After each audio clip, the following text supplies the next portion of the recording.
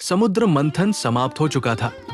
देवताओं ने अमृत पी लिया था और स्वर्ग में फिर से शक्ति, वैभव और उजाला लौट आया था। लेकिन जहां शक्ति आती है वहां अक्सर अहंकार भी जन्म लेता है। स्वर्ग के महलों में देवता अब स्वयं को अजेय समझने लगे थे। वे भूल गए कि ये शक्ति उनकी नहीं, भगवान विष्णु की कृपा थी। और यही भूल संतुलन को डगमगाने लगी। धरती पर उसी समय जन्म हुआ एक महान राजा महाबली। वो असुर था, लेकिन उसका हृदय धर्म से भरा हुआ था। दान, सत्य और न्याय उसके जीवन का आधार थे। अपनी तपस्या से उसने अपार शक्ति प्राप्त की और देवताओं को पराजित कर स्वर्ग पर अधिकार कर लिया। पराजित होकर देवता फिर भगवान विष्णु के पास पहुंचे।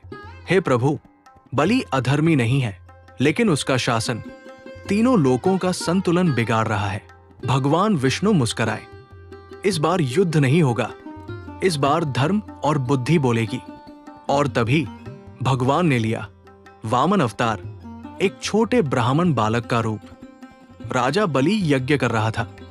तभी छोटा सा वामन उसके सामने आया। महाराज, मुझे दान में केवल 3 पग भूमि चाहिए। सारी सभा हंस पड़ी, लेकिन बलि नहीं हंसा। दान से पीछे हटना मेरे लिए पाप है, कहकर उसने वचन दे दिया। जैसे ही जल गिरा, वामन विशाल बन गया। पहला पग पूरी धरती, दूसरा पग पूरा स्वर्ग। अब तीसरे पग के लिए कोई स्थान नहीं था। राजा बलि ने अपना सिर झुका दिया। प्रभु, तीसरा पग मेरे सिर पर रखिए। भगवान विष्णु प्रसन्न हुए।